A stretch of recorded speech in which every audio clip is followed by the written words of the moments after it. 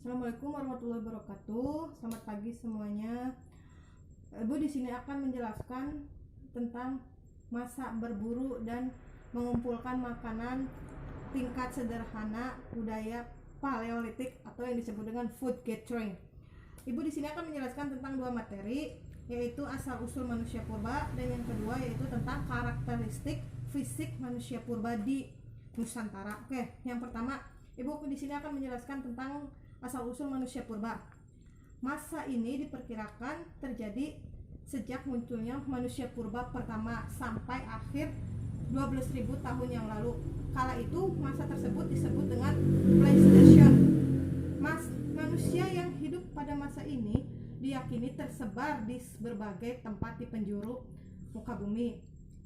Salah satunya dengan adanya temuan tulang belulang manusia purba seperti Homo erectus di berbagai tempat di dunia, menegaskan adanya keberadaan mereka. Di Indonesia pun ada pada masa itu hidup manusia jenis manusia Meganthropus, Pithecanthropus, dan jenis Homo. Penemuan berbagai jenis manusia purba ini tidak lepas dari adanya peneliti yang berasal dari Belanda. Salah satunya yaitu E. Du Bois pada tahun 1858 sampai 1940, dan penemu yang kedua yaitu G.H.R. von Koningswald pada tahun 1902 sampai 1982. Secara khusus kedatangan Du Bois ke Indonesia awal dari keyakinannya bahwa manusia purba itu menyukai hidup di daerah tropis seperti di Indonesia. Du Bois kemudian mencari tahu bagaimana kehidupan dan perkembangan manusia purba di Indonesia. Mula-mulanya manusia purba itu datang ke Indonesia dari Pulau Sumatera. Setelah dari Pulau Sumatera, mereka menemukan tempat lain, yaitu di Pulau Jawa. Selanjutnya, menurut beberapa teori tentang asal-usul manusia purba itu, ada beberapa teori. Yang ibu ambil hanya dua teori, yaitu teori Yunan dan teori Afrika. Teori Yunan yaitu menurut teori ini manusia purba yang menjadi nenek moyang bangsa Indonesia itu berasal dari Yunan atau Cina Selatan. Mereka masuk ke Indonesia setelah tinggal cukup lama di daerah-daerah lain di Asia Tenggara, terutama di Vietnam atau nama daerahnya itu Dongson. Para ahli berpendapat bahwa teori ini tidak mengacu pada asal-usul manusia purba yang disebutkan di atas, melainkan pada bangsa Melayu Austronesia dari ras Mongoloid pula datang ke Nusantara, yaitu dari Yunan atau Cina Selatan. Nah, menurut perjalanannya tersebut, ras tersebut memiliki dua gelombang. Yang pertama yaitu gelombang pertama tahun 1500 sebelum Masehi, dan gelombang yang kedua yaitu sekitar tahun 3000 sebelum Masehi, dengan ciri fisik hampir menyerupai seperti manusia modern atau yang disebut dengan Homo sapiens. Nah, teori yang kedua yaitu teori Afrika. Menurut teori ini, manusia purba pertama kali mendiami Nusantara yaitu berasal dari Afrika dan berkembang di Afrika sekitar 200 tahun yang lalu. Kemudian kita lanjut ke materi selanjutnya, yaitu karakteristik fisik manusia purba di Nusantara. Penelitian pertama kali dilakukan di Indonesia oleh E. Du Bois yang berasal dari Belanda pada tahun 1887. Mula-mula ia menyelidiki gua-gua di Sumatera Barat, kemudian ke pulau yaitu ke Pulau Jawa, yaitu salah satu tempatnya itu di Wajak, Tulungagung, Kediri, Jawa Timur. Dengan adanya penemuan tengkorak dan berakhir menemukan sisa manusia purba di Kedung Gurus, tepatnya di Trinil, Jawa Timur. E. Du Bois pertama kali diumumkan adalah fosil atap tengkorak Pithecanthropus erectus dari Trinil sekitar tahun 1891. Ada pula jenis-jenis manusia purba di Indonesia yang ditemukan oleh para peneliti yang berasal dari Belanda.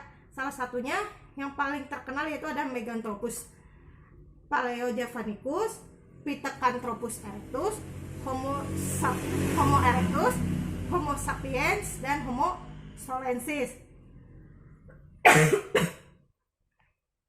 Di sini kita akan mencoba menerangkan tentang Meganthropus. Nah, Meganthropus itu sendiri adalah sekumpulan koleksi fosil yang mirip manusia purba yang ditemukan di Indonesia. Fosil ini pertama kali ditemukan oleh G.H.R. von Koningswald pada tahun 1936 dan berakhir tahun 1941 di situs Sangiran, yaitu ditemukannya rahang bawah dan rahang atas. Ketika pertama ditemukan oleh von Koningswald, Meganthropus paleojavanicus memiliki arti tersendiri, yaitu manusia purba dari Jawa atau manusia raksasa dari Jawa, dengan memiliki ciri-ciri yang berbeda dari Pithecanthropus erectus maupun dengan Homo sapiens yang lebih dahulu ditemukan di Sangiran. Ciri-ciri Meganthropus paleojavanicus: yang pertama, tulang pipi tebal; yang kedua, otot kunyah kuat; yang ketiga, tonjolan kening mencolok; yang keempat, tidak memiliki dagu; yang kelima, perawakan tegak; yang keenam, memiliki jenis makanan tumbuhan. Nah, manusia purba jenis ini pula selain di Indonesia ditemukan pula di beberapa dunia, salah satunya di negara Afrika dengan sebutan Homo habilis. Oke, selanjutnya kita akan menjelaskan Pithecanthropus. Dilanjut tentang Pithecanthropus. Fosil yang paling banyak ditemukan di Indonesia ialah Pithecanthropus, fosil kedua setelah Meganthropus. Fosil ini ditemukan di Desa Trinil, Kabupaten Ngawi, Jawa Timur, yang ditemukan sama oleh E. Du Bois pada tahun 1891. Kata Pithecan sendiri yaitu artinya kera, sedangkan Anthropus artinya manusia, sedangkan erectus yang berartinya tegak. Jadi secara umum atau harfiah, Pithecanthropus erectus artinya manusia kera yang berjalan tegak. Mereka hidupnya di lembah-lembah atau di kaki pegunungan dekat perairan daratan antara Jawa Tengah dan Jawa Timur. Pithecanthropus itu sendiri memiliki ciri-ciri tinggi badan sekitar 165 sampai 180 cm dengan tubuh yang tegak tetapi tidak setegak Meganthropus.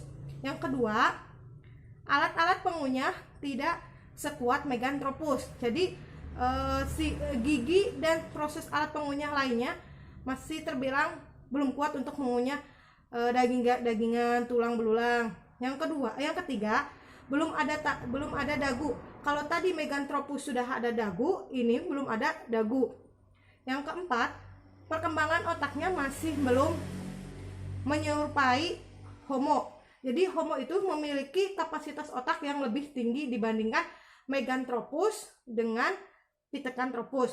Yang kelima, isi tengkoraknya sekitar 750-1300 cc. Nah, selain itu